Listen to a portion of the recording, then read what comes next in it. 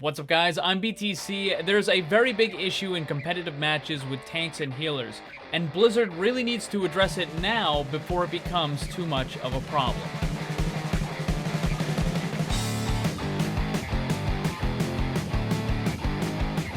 Let's talk about the genetically enhanced gorilla in the room, and no, I'm not just referring to Winston.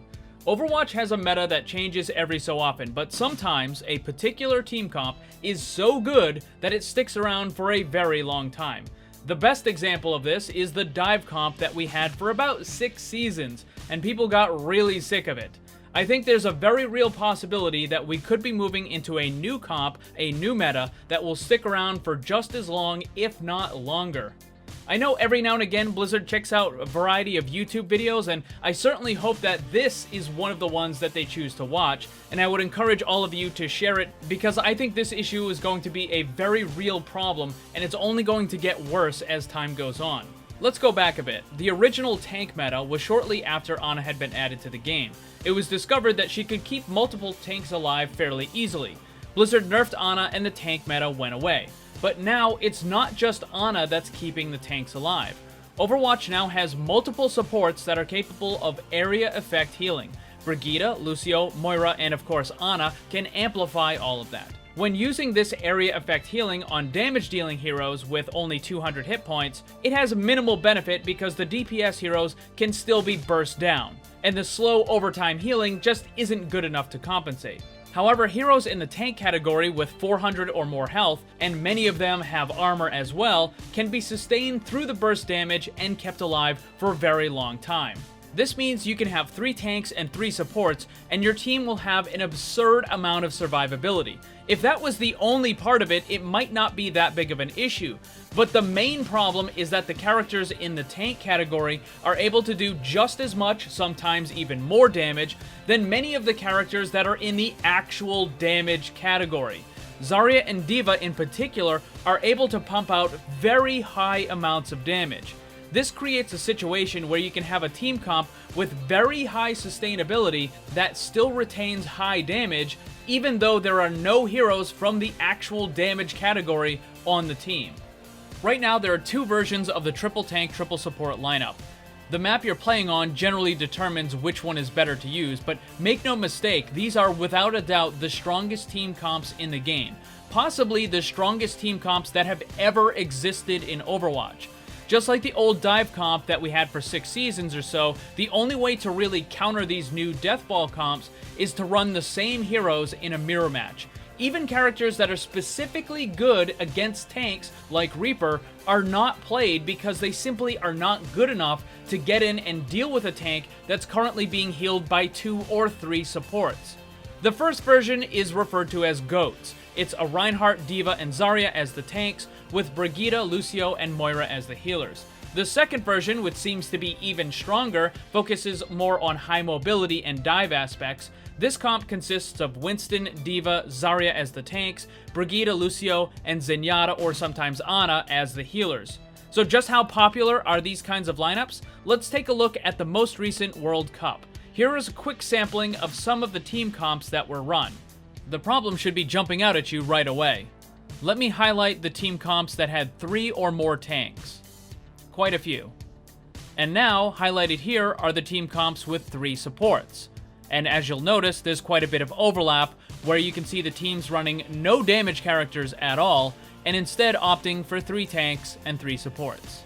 The winner of the World Cup was South Korea, and while it's true they didn't always run Triple Tank Triple Support, they tended to run it more often than the other teams did, and the results kind of speak for themselves.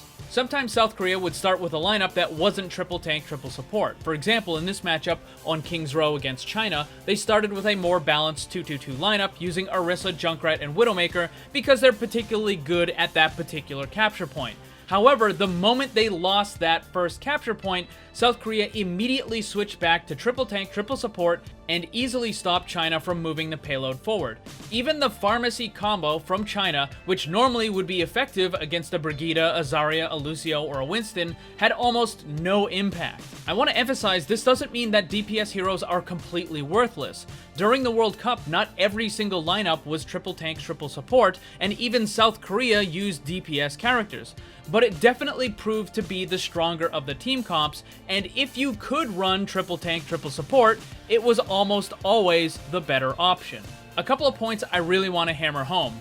The first is the amount of non-ultimate area effect healing has exponentially increased since the game was first launched. Originally, it was only Lucio who could area heal, but now we have Lucio, Brigitte, Moira, and to some degree Ana as well.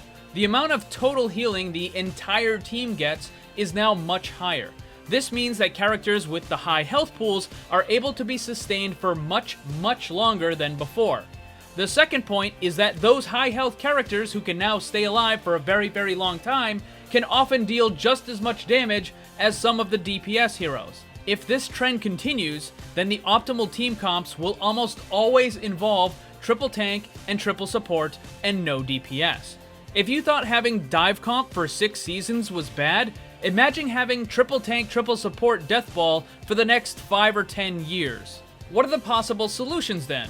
I've seen some people talking about more anti-armor effects in the game, similar to that of Torbjorn's Molten Core Ultimate, where it does extra damage to armor, but I don't think that's a good solution. Let me show you why. Here's a comparison of Roadhog and Hammond taking damage from the Molten Core Ultimate. It deals an extra 60 damage per second to armor. How much of an impact do you think that's going to actually have? As it turns out, not too much.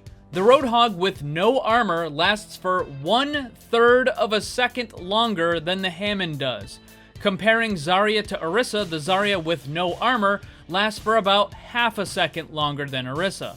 It's a nice effect, and it's cool, but in truth, it has minimal impact. So even if you were to give the fire effect damage over time from Ashe's Dynamite bonus damage versus armor, I don't think it would have any major impact. I don't think the problem lies with the armor itself, but rather that the area effect healing is so incredibly strong at keeping multiple high health characters alive, and that those high health characters are capable of putting out large amounts of damage. The solution then must address those two issues. The first is more abilities that can reduce healing. It doesn't need to be a full anti-no heal effect like the Bionade Ana has. Instead, it could be things that simply reduce healing by a percentage, making it more difficult for those supports to keep a high health character sustained through nothing but area effect healing. Focused direct healing would still be somewhat effective, but the lower amount area heals just wouldn't cut it anymore. The other solution is to make tanks start behaving like actual tanks. This means more emphasis on protection and preventing damage as opposed to dealing damage. Here are just a few quick examples that could work. Zarya, you could lower her total damage output, but increase the uptime, the duration, and the strength of the bubbles. Roadhog could get a passive ability that reduces the amount of ultimate charge enemies get for attacking him, thereby encouraging Roadhog to actively body block for his teammates without giving the enemy DPS their full ultimate charge every 10 seconds. Those are just two off the top of my head, and I'm sure there are many other possible changes, but the point remains that if the area effect healing stays as strong as it is, and the tank characters are able to do as much damage as they are, then what's going to happen is that the situation with triple tank, triple support is just going to get worse and worse. And it's not just at the professional level of play either.